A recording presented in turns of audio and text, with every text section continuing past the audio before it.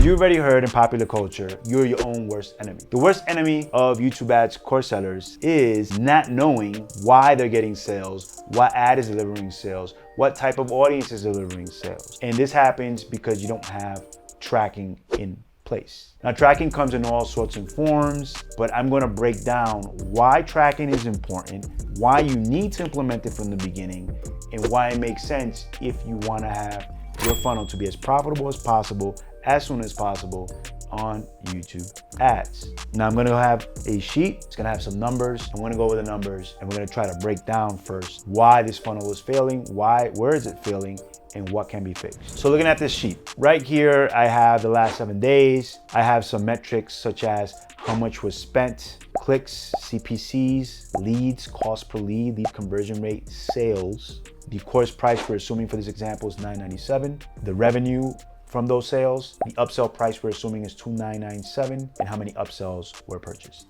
So we can see here overall, the total for the week is around $7,500 in spend. And yet we can see here as well, that the total revenue, including the upsells, is close to $11,000, giving us a 40% ROI. This is great, but the important thing here is that we're tracking all of these numbers on a daily basis. The reason we're doing this is, let's just say, for whatever reason, at some point, your funnel stops selling. That point will arrive. How soon it happens, nobody knows, but it will arrive. The very first things people will say is, oh, it must be ad fatigue. Oh, my frequency rate is up. Oh, all these anecdotal things that honestly make me sick to my stomach. Let's focus on the basics. Numbers. Numbers are your friend. So if you're tracking all these parameters, you can see here that the CPC, while it has gone up and down, it's been pretty consistent until you reach the 7th. The 7th, you see it's bumped up to $5 cost per click, and you can see that the prior day bumped up to $244. Now, I will say this, assuming you make no changes and things of that nature, it is very normal to have these blips, but it becomes worrisome if the following 3 or 4 days, the CPC stays around that range. Usually accompanied with that, you will be tracking the CTR, meaning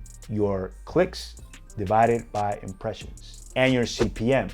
Your CPM is your cost for your ads, it's your cost per mil. All you need to know, without delving into the definitions, exactly what it is higher CPM means your ad should be more expensive. And that usually happens when there's more competition for the same inventory.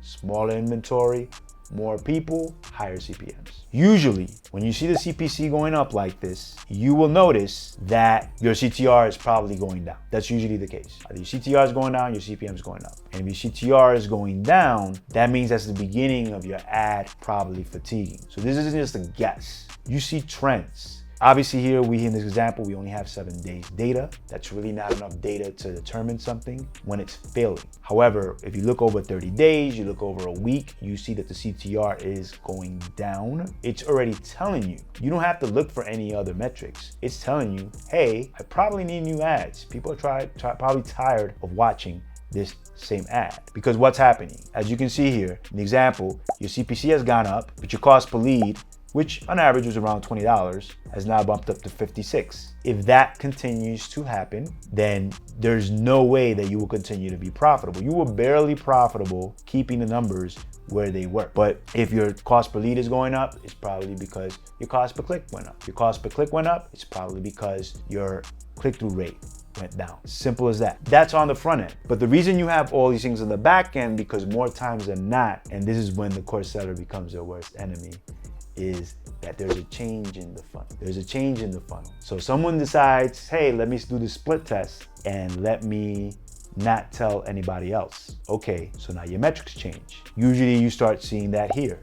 Lead conversion rate, this usually goes down. Or maybe you start sending people to another webinar and that changes. Like we know if this webinar maintains itself at 1.34, and here are the aggregate numbers, we're basically saying, hey, if these numbers maintain, meaning we can get a 9% lead conversion rate, a 1.34% web conversion rate, a website webinar conversion rate, we're gonna have 47% ROI, which may not seem like a lot over a span of 7 days, but if you're spending $7,000 a day, you're basically making $3,000 in profit. Of course, we're not taking into account payment plans, refunds, but gross profit. And that puts you in the highest income category possible. But a lot of times, when you start making these changes, you're going to affect a lot of the back-end performance. One of the worst things that happen when these changes are being made is that conversion data is removed. Once you remove conversion data, you start feeding the algorithm bad information. You give it bad information, you're gonna get bad results. Let's just say you're one of these course owners that you did that. Is there a way of coming back? Of course, but you're gonna go through days of pain until you do that. How quickly will your performance come back? Nobody knows, but on average, in my experience, it could take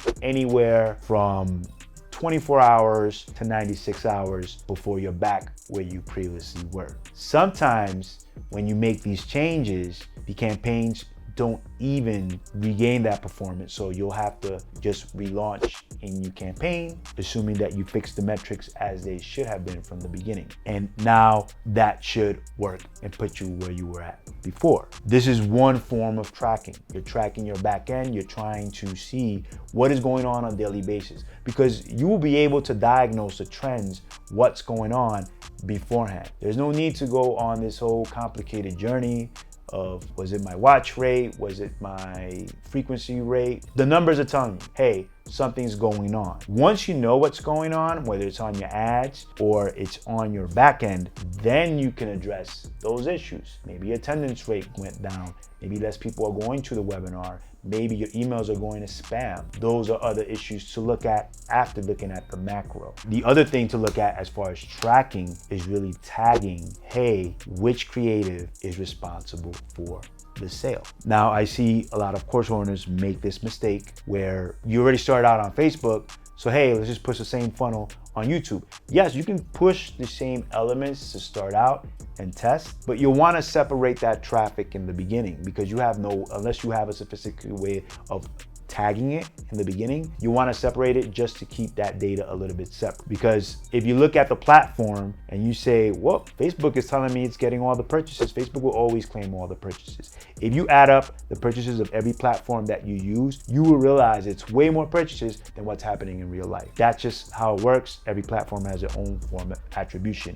None of this is going to be perfect, so that's fine. But what you can do is that you can tag people and add certain parameters to your campaign where it's saying, and you can do this both on Facebook as well as YouTube ads, where you're saying, hey, this ad was responsible for this person sign up, which is usually an email address. That's usually the unique ID. And that person went on to fill out my ClickFunnels form. They went on to purchase, and I can see that same email with a purchase on the back end, whether it was through ClickFunnels, whether it was through a webinar, and if you're using booking software, whether it was through your booking software, you can carry those parameters on and on. Now, you can probably hire someone on programmer to do that. It's very basic, but once you add those tags, you will be able to follow the process. Now, the caveat I will give you is, what if someone signs up on Facebook and then they use the same email to sign up on YouTube? Who really gets credit? It's probably gonna give credit to the last person, but it's not exact science. Does this happen? Of course, but it's a small percentage. Most of the times, people are gonna go in through one of the ad platforms. Most of the times, they're gonna use the same email address to purchase the product as they did to sign up. A lot of people use different email addresses as well. You can't account it. We're not looking for perfection.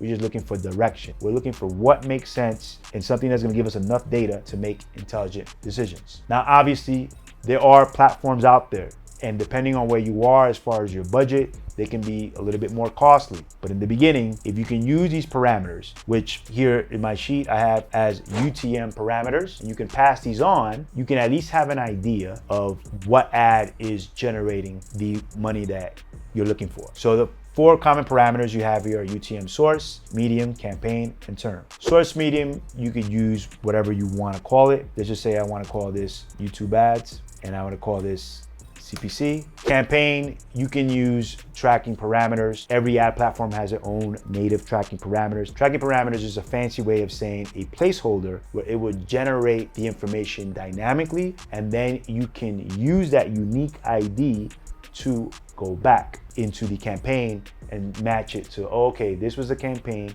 that caused this purchase. For the sake of this example, Google has, or YouTube has, campaign ID. If you want to use that. The most important one I like is creative. Why do I like creative? Creative is the ad ID.